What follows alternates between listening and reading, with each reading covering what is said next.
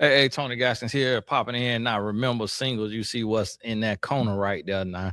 So get on the wait list for the dates in the app. Now, I want to talk to you about this because I was just looking on my little YouTube timeline, and it's a guy who he exposes a lot of scams and stuff named Spencer Cornelia, and he exposed the scams, and I've been talking to him in the email because it's a real estate fund I invested in too, that you're supposed to be able to withdraw your funds after 5 years, and they not allowing that, and it got the money locked up, and you can't touch your money. So I'm about to expose them, and they say they SEC regulated, but it would probably SEC registered. And so I seen on his page where he was talking about the guy. I think he out. I can't if he out of Philadelphia or whatever. Um, Greg Parker, I believe his name is, and he was a mouthpiece. And I had one phone conversation with him a long time ago about ghostwriting a book and or helping him with a book. It never came to fruition. It was a mutual connection that connected us. The young lady from Love and Hip Hop New York connected us, and I just was like, I didn't think nothing of it. It was like, okay, real estate guy, do real estate, write a book on real estate and how to flip houses for the community. That's pretty cool. Man, we just never got down to business, never made it happen. And then I seen the gentleman online start like trying to expose him and talking about he was stealing money and all of that. And then came down to it, end up being true, I'm guessing. And they got arrested, and it's him and his wife. And the sad part is he was the face, he was the talker, he was the one doing everything. He was the one, leading everything and doing all of that, doing the deals. And then the wife in with him. And the thing about it is that's the loyalty of women, especially of black women. And we always talk about the Bible where it says, wives, submit unto your husbands. And we never really highlight at the same time where it say, husbands, love your wives as Christ loved the church.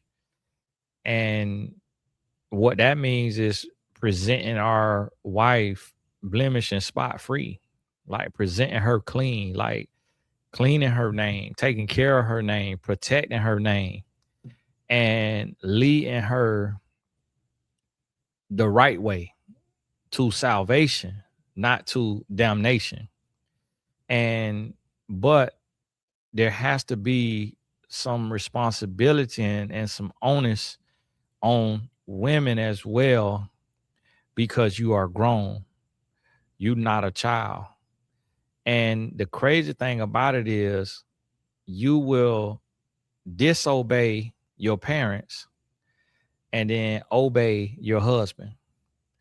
You will cuss your mama out, give her your butt to kiss, and then bend over backwards for a man who ain't did nothing for you, who didn't bring you into this world.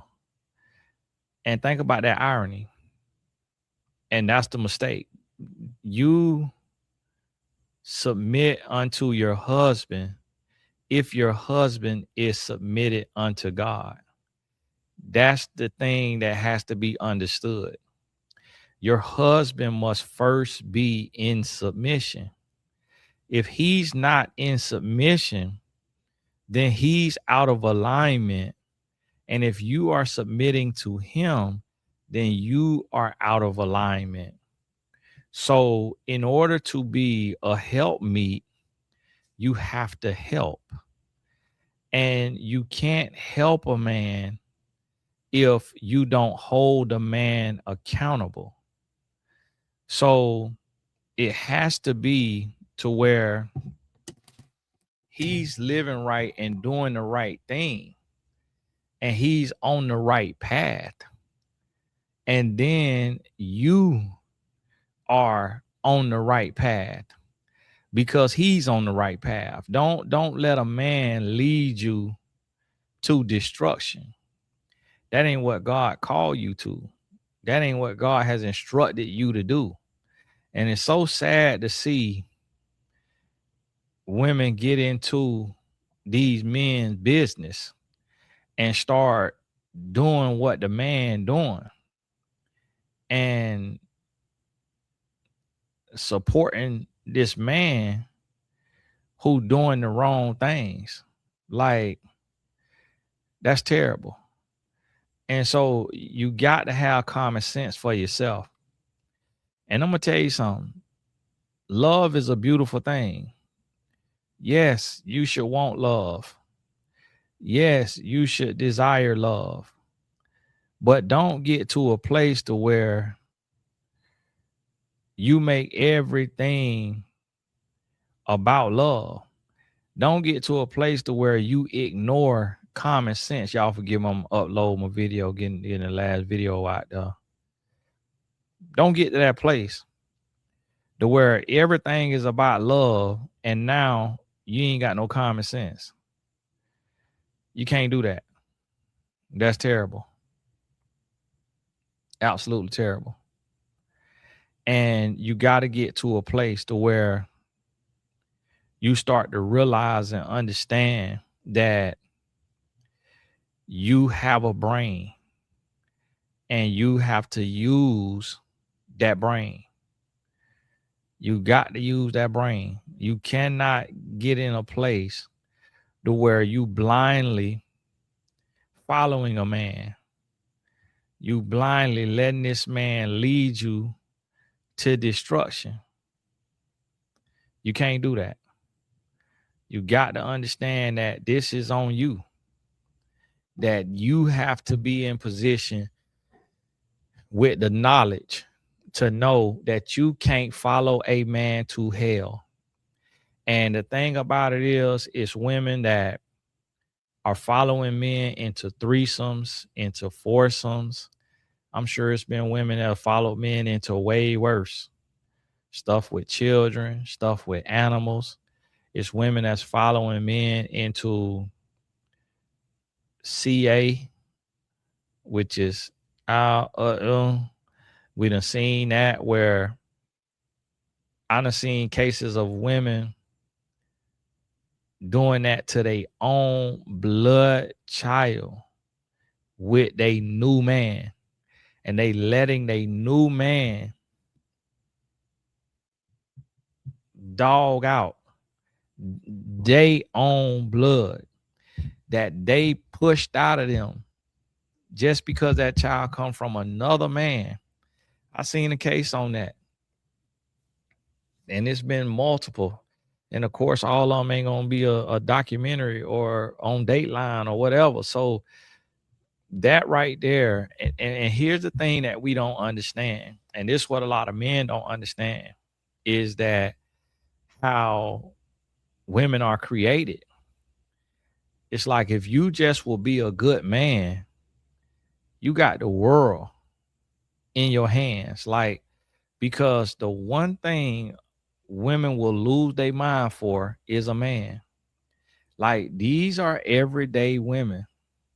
And the thing about it is, what's crazy, and this is where I want women to understand, be that submissive for a good man. It's like the good men get the headaches, and then the idiots, the scammers, the fraudsters, the perverts, somehow they find a woman who will do anything they say do. And it's just like with the other couple. So here you got this couple right here doing this. But then the same thing with the New Jersey couple, Caesar Pina. His wife, all in on his fraud. Him and Greg Parker doing real estate fraud to the tune of hundreds of thousands and millions of dollars. And their wife just right there, happy with it. Because they got big houses and Benzes and G-Wagons and Range Rovers. Same thing like with the big time drug dealers.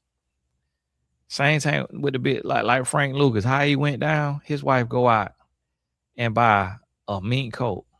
Like, man, you see this man low key. But you already dumb enough following him, letting him be a dope boy. Then you gonna go buy the man a mink coat? Come on now. Like, if you gonna be a helpmeet, be a helpmeet. And sometimes being a helpmeet mean walking away. Like, my wife changed my life because she walked away. She didn't condone my drug dealing. She told me, if you're gonna be a drug dealer, she told me, if you're gonna be with me, you can't be in the streets. You got to get that up. She condoned it in the very beginning when we got back together, just long enough to get her hooks in me. As soon as she got her hooks in me, and she realized that I loved her, and she realized she had some say so in my life, she put her foot down. She put her foot down and she said, if you want to be with me, you got to get the streets up. And I didn't know she was serious. I went and took bad advice from my cousin, my male cousin. He was like, you tell her you ain't gonna be complaining when that money come in that house. And that's what he thought he had. And he had that for a while because his woman was an RN. You know how many RNs, nurse practitioners, LPNs, definitely CNAs, who boyfriend sell drugs or do fraud? Ladies, listen to me. You're living dumb. You living ignorant. You living like a fool. You done put in all that work to be with a criminal. So now you finna lose your life. You finna lose your freedom because you aiding and abetting. You with a criminal. And then you're smarter than him. So you bring your brain to his scheme. And that's how these women get hemmed up, because in the investigation, they seeing that the women was a vital part of the business, that they became a part of the business and they helped run the fraud. They helped do the money laundering or whatever it was. They helped do the fraud because a woman thinks differently than a man. So a woman can pull things together and piece it together and do this and that when a man can't do it. And we done all been through it. Almost every couple done been through our fair share of whatever it may be, trying to get ahead, whether that's getting food stamps or WIC or unemployment or military disability or whatever it is y'all into, more money back on the taxes. Like, everybody pretty much done been through it. 90% of people done been through it. But you got to remember, God grace only lasts for so long before you get exposed, before you get in trouble, before you get bound up. And so you got to realize and understand that and get your life together and make sure that you able to speak truth to power. You got to speak truth to power. It don't matter he bigger than you, he badder than you, he tougher than you, he sounds smarter than you, he think he's smarter than you, he try to make you think he's smarter than you. Like, listen, no, he not smarter than you if he doing crime. If he doing crime, that lets you know he dumb. That lets you know he dumb if he doing crime. So you have to be the smart one, especially if y'all got kids. I could imagine Greg Parker and his wife got kids. I hope they don't have kids, but I could imagine they got kids. If they got kids, look how sad that is. Both of them getting bound up going to prison. And it's like, yeah, you're going to get out and be able to get back out here and make some money or whatever, but hopefully do it the right way. A lot of people get out and still do fraud, still do the same thing they did to go in. You can't follow somebody to hell. You can't follow somebody who don't know how to lead. You have to use wisdom and discretion. You got to be wise. You got to get to a place to where you willing to walk away. You willing to start over. When my wife left me, we got married March 30th, 2007. She left me about June 13th. So really about this week right here is the week now about that she left me, I think. It was 13th or 14th. And I never forget it was June 17th that I rededicated my life to Christ and turned over a new leaf. June 17th, 2007. And the reason why is because probably in May, somewhere around May, end of May, I went to my cousin. He had threw a concert with Kaya. Y'all remember Kaya? My neck, my back, lit my and my cry. He had first you gotta into it, do it, do it. He did a concert with Kaya in Lakeland, Florida, and I went to him because he had my car. I had an Impala on 22s, and he had my car, and I had to do. I think I had to do a drive by, so I had got his car because it was black on black. It was black with black tint, and so I had got his car, and I had to do a drive by for my wife. And I know I'm talking about this casually, but that was my old life. Cause it was, some girls who was like, bullying her and bothering her. And so the drive-by it just was shooting the windows out and when nobody in the car. And so it wasn't nothing crazy. So I had to do a drive-by, and then when I went to give my cousin his car back, he said, "Cuz, I got a little weed left now from the Kaya concert." He said, "I got a little weed left, got by half an ounce." And it was dro. So the green leaf with the crystals on it. I never smoked weed, but it looked like a little Christmas tree with white lights on it. And I don't know if he used to grow it or what, but somebody that I let smell it was like, he growing this, bro. He was like, but it's high grade. He was like, he growing this. And so I got it from for $20, I think. $10. $10 a gram, 14 grams. So when not even no lot, no, not even no lot, wasn't even no kingpin. I just was finna just dip that foot back in the water, just dip that toe in the water, just get My wife came home, told her about it, had it. She looked at me crazy. She was like, I told you, our son was in the intensive care unit. And this is the stupid stuff that men do. Our son was in the intensive care unit. I had got a refund check from college for $2,200. Instead of me putting that money up for Pampers and milk and all of that, I took that 2,200 and bought some 22-inch rims, and then got the 22 emblem, the 22 like encrusted rhinestone encrusted emblem, which say 22 with the inch symbol. Put that on both sides above the wheel well, and riding like that right there. And my last little bit of dro, I sold it to a rapper called in Tampa, named was Young Fella, I think. And he had a song that said, I pay for it. I pay for it. And I guess we're talking about he'll pay for some behind from a woman. And I never forget, he sat in my car. I bumped into him at the gas station up the street from the group home where I worked at.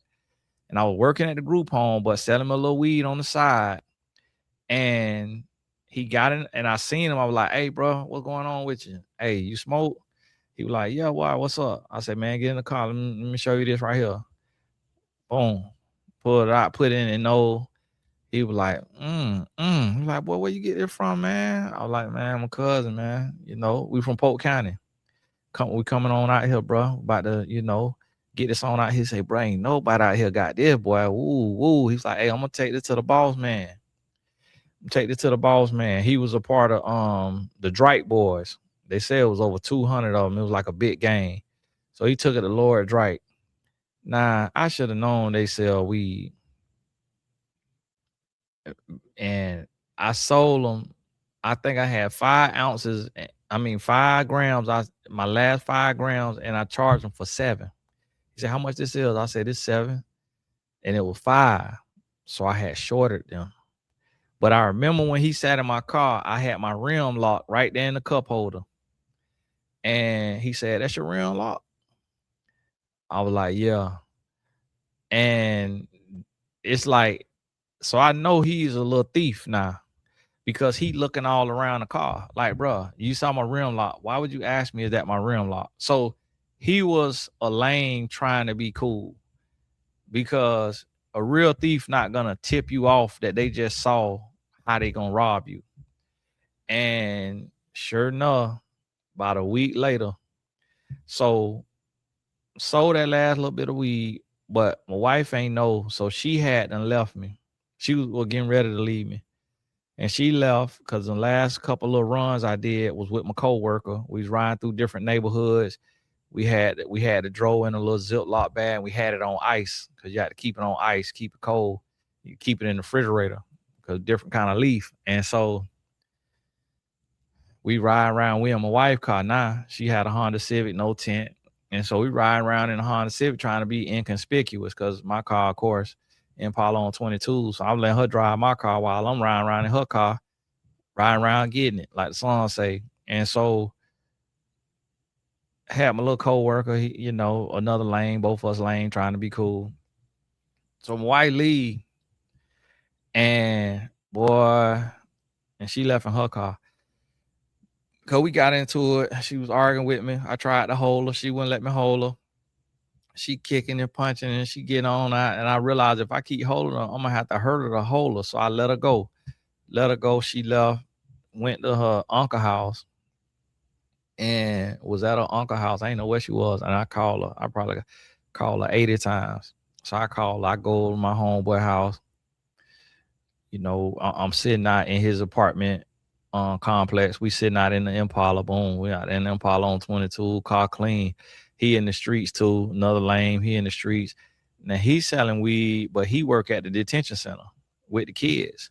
And he's selling weed on the side. And he just would always get like a hat, 2 ounces from me. And I would just sell him 2 ounces at a time. And me and him sitting out there talking. I'm telling him my wife left me. He consoling me. We just talking. And then I'm calling my wife. Her uncle called me. Me and him talk. We get into an argument. And I say, "You ain't perfect. I know about you. She told me about this about you, that about you." Boy, he got quiet. Boy, he got on that phone so fast. But he was trying to come to the rescue, but then realized I had dirt on him. Like, boy, you ain't perfect. And so, boom, that was over with. So then I kept calling wife. So I end up, I was sick to the stomach. I couldn't stay at the house, at our apartment. I end up going, packing a bunch of my clothes, going to my mama's house. My mom and sister had an apartment together. They were living together. I went and stayed over there. I'm just on the couch, just depressed, but I'm just sad. And I can't remember if I had a little bit of weed left and if I sold any of it over there in that city. And I'm just over there, a few dollars in my pocket. And then I called wife, begging her.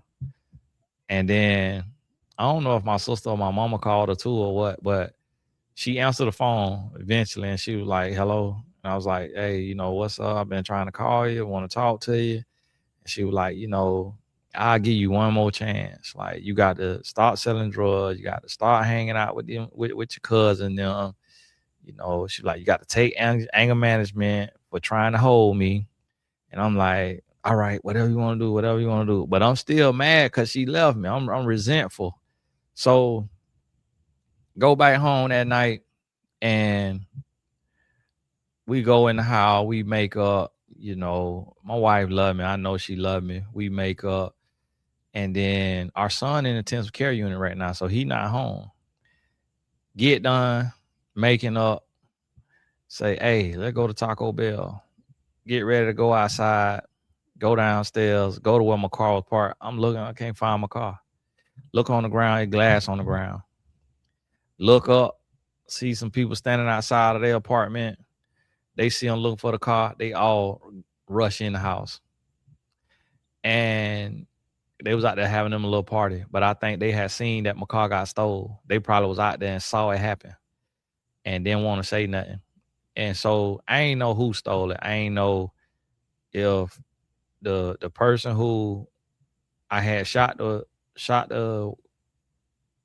windows out stole it, if the little rapper who was in the gang stole it, or if the young folks who lived above us on the front side had some of their people come steal it. But I was moving so fast, so reckless back then. When I got out the car, when I got home, when I got out the car, I still was in a dope boy mindset of like, leave your key in the car in case you gotta run. You ain't got to get your keys out your pocket and be fumbling and trying to whatever. So I would leave my keys in the car and leave the car unlocked, because I was always thinking like, if I have to run, or if I'm in a shootout, or if I'm like this right here, I need to be able to hop and go. And so, and then I had actually took my jerseys out the back seat, because I used to wear all NBA jerseys, NFL jerseys. That was like my little uniform. And so I had took my jerseys out the back seat, but I had got from my mama house all of my trophies from football and basketball from my whole life, all of my newspaper clippings, everything. So they stole the car. They stole the 22s. I had a TV from my homeboy. It was probably worth a couple grand. And that's a lot of money back then, to where when I crank up, it would come out the dash and then stand up, and had a little TV screen where you could watch movies on it, or it had little stuff on it, little screen or whatever. And, you could touch it or whatever, change the song or what have you. It was a little CD player. And so they stole the 22-inch emblems, which was $100 a piece, stole them, and shot the car up, like had little holes in it. It looked like BB holes, or a little 22 or something. Pour oil all through the car. It was almost like they were trying to set it on fire. I had my book, What Daddy Never Told His Little Girl. Y'all, I had already became the book that y'all be buying off Amazon. I don't even think I get paid for it no more. I don't know who that money going to. I guess I get a check every now and then from it. But that book, I had already wrote that book. I published that book February 1st. This was June of the same year. They poured oil all through it, and it was found on a ditch. Called the police, reported it. It was found on the ditch. Never found out who stole it. Went to the gas station where my cards were swiped, because I had my wallet in there. So I left my wallet in there, my keys in there. Like that's how stupid I was. That's how fast I was moving. So they had got my wallet. They were swiping my card, getting gas off my bank cards. But where they swiped it at, it left a paper trail. So I was able to go there. He pulled the camera, showed me the camera, and I could see some of the people. Like I could see one guy had dreads, one guy looked like a white guy, like a heavyset white guy, and they had a bunch of cars. And then they had my car there, and they were swiping, getting gas. And then they had took it out on this road or whatever, took it to a chop shop, probably took everything off of it, or had it on the side of the road actually, and broke it down on the side of the road. Yeah, they ain't go to chop shop. They broke it down on the side of the road because they left it on his belly. Unless they had put tires on it to drive it somewhere and then took the tires off there. But they left it on his belly in the ditch. No tires, or I can't remember, they had put little tires on it or what. But I went down to the pound where it was at to see the burial. And man, I was so distraught. I looked at it. I was crying. I was hurt. To describe it as a man, it felt like I had been raped. I didn't know what that felt like. I didn't know what that was like, but that's the feeling that I had. It was almost like a man had and took my innocence. Like I felt vulnerable. Like I felt broken. I felt violated. I felt just more than disrespected. It was like my heart had been took out my chest, because at that point you feel weak. You feel like somebody see you, they targeting you, like they could touch you. Like if they could steal your property, they could touch you. They could have you killed. And that was kind of like the message. It's kind of like the message that it was being sent. And so that thing hurt me more than anything ever in my life. That hurt me more than my wife leaving me, because that was what my identity was wrapped up in. And so that's what I'm trying to tell y'all. But my wife had left me because of because I went back to the street. So when I came back, I ain't had no more weed on me, and I was done with it. And then after getting robbed that night, I went to church. So it was like a Saturday night. I came back, got robbed. I think it was the next morning. Got up and went to church. Went down the altar call. Pastor Greg Poe at Revealing Truth Ministries in Tampa, Florida. So my wife, the church she grew up in, went up down an altar call, rededicated my life to Christ. And life ain't been the same since. That was June 17, 2007.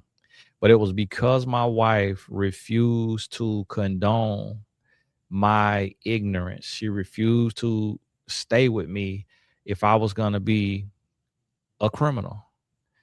And that is what I want women to understand. Like, we will change our life and we will do right, because you know where the bodies are buried. So if we try to make like we ain't gonna change, we know you know all the secrets. We know you know everything we done. So you could go snitch. You could go tell. You call the police and tip them off. Like, we know that. So we gonna change for you. We gonna change because we want to do better. We want to be better, but we just ain't had nobody hold us accountable. And a lot of times when you live in that lifestyle and you moving like that, like if people getting money from you, everybody condone it. Anybody who getting money from you, they condone your lifestyle. And so that's what you got to realize and understand. It's like you have more power than you realize. So you got to put your foot down. And if he won't change for you, then he's not for you. If a man won't be a better man for you, he's not for you. He doesn't love you. He doesn't care for you. If he will continue to be his lower self and to serve his lower self and to offer you his lower self when you are demanding better and trying to get him to be better, and he don't want to be better, he does not love you. Point blank period. If he love you and his kids that he have with you, if y'all have kids, he's gonna want to grow and change. He may not see how, but the same way you could put your brain to his illegal activity, it's the same way you could put your brain to legal activity. It's the same way you can talk to him and be like, listen, Greg, you got somebody who just gave you $500,000 to invest in a house. Like, let's do right by this money. Let's go and invest in a house, fix it and flip it. We may only sell it for $750.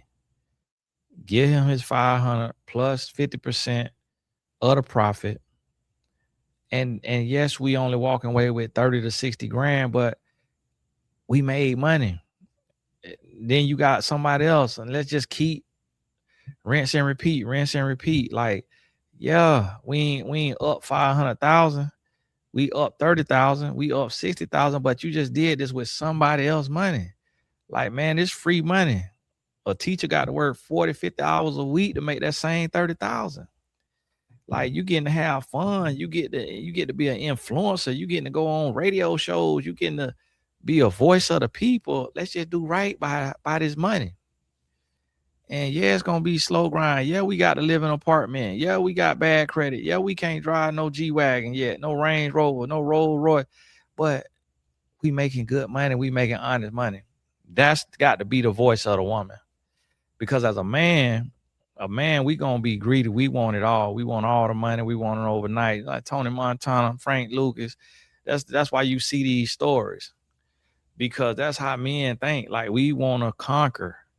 We want it all. We want all the land. Just like how Donald Trump doing right now.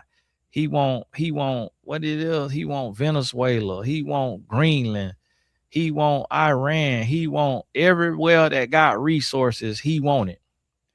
He don't want to leave nobody alone. Anybody that got a resource, he trying to take it. That's how men are. That's how men think. But guess what? Look what it gets you. Not all of us. So it's like the president, it's like we his children.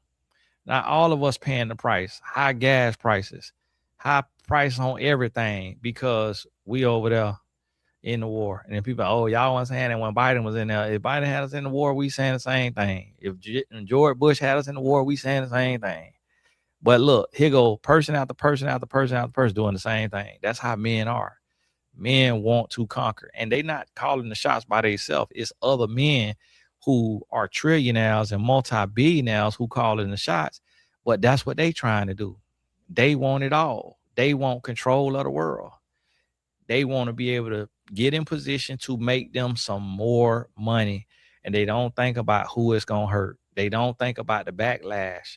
So it's really no different than them being real estate fraudsters and drug dealers, just in a different lane.